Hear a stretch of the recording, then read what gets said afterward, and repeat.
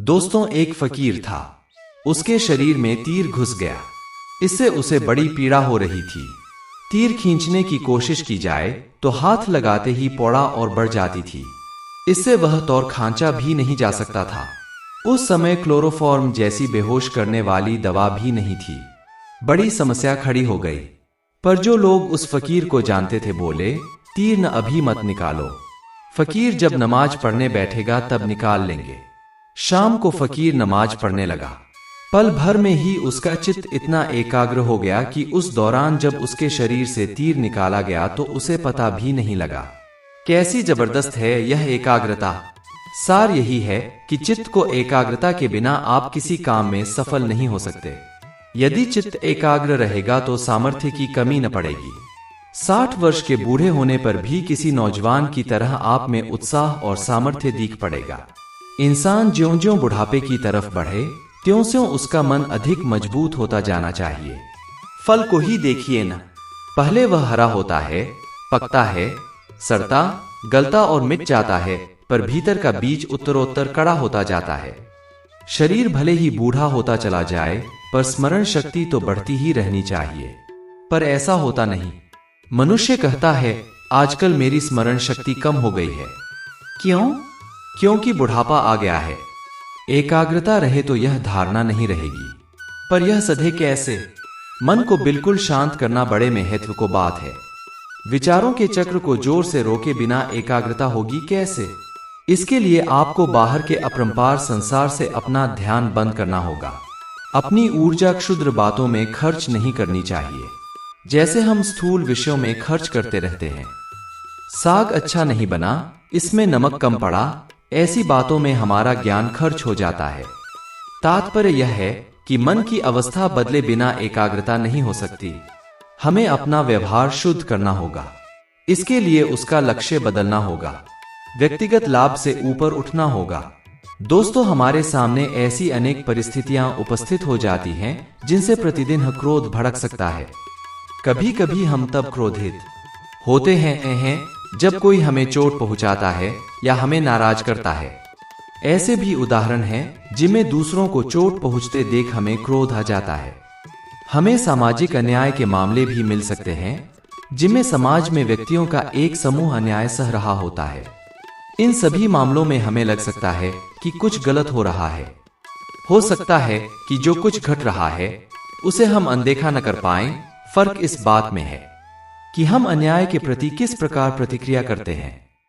हम फैसला करने की क्षमता रखते हैं।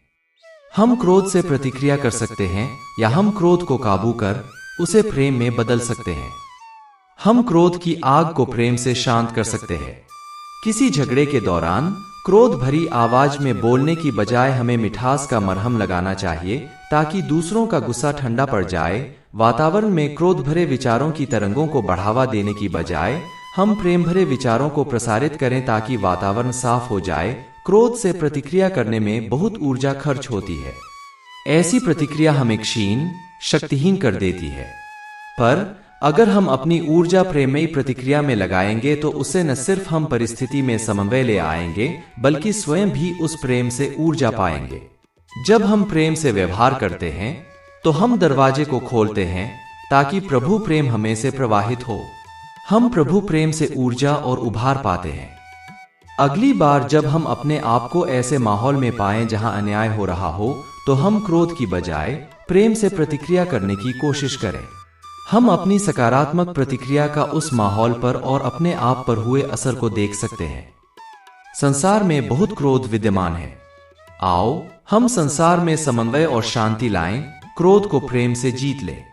हमारा ऐसा कृत्य एक तरंग के जैसे औरों तक पहुंचेगा और हमारा वातावरण, समाज और समुदाय इस संसार में शांति का आश्रय बन जाएगा।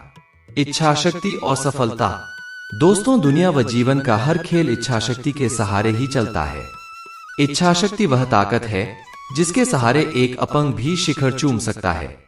मैनेजमेंट कंसल्टेंट शाय रागंकर कहते हैं, वजन घटाने के लिए अनेक व्यक्ति प्रयास करते हैं पर इच्छा शक्ति के अभाव से उन्हें असफलता मिलती है। अन्यथा जो व्यक्ति अपना सिर बाएं से दाएं हिला सकता है वह अपना वजन भी घटा सकता है। यही सच है। इच्छाशक्ति इसी क्षण मात्र का विस्तार है।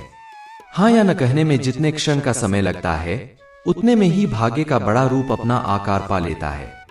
हम अपना सिर बाएं से दाएं तो सैकड़ों बार हिलाते हैं। गहराई से विचार करें तो इसी में जीवन का परिवर्तन छिपा है।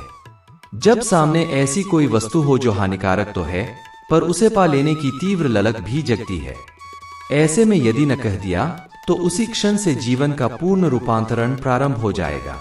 बच्चों का ही उदाहरण लें। सामने आइसक्रीम, चॉकलेट, चटपटे व्यंजन, मिठाइयां रखी हों, तब यदि बच्चे बाएं से दाएं या दाएं से बाएं सिर में हिला सकें तो वही व्यक्ति की इच्छाशक्ति आकार ले लेती है, अर्थात एक क्षण में भाग्य तय हो जाता है।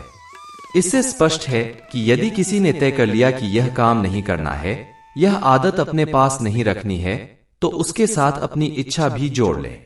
इच्छाशक्ति मन रूपी नदी पर एक बांध है। इसके द्वारा अपने लक्ष्य का बहाव सफलता की ओर कर सकें तो हमारा भाग्य खिल उठता है।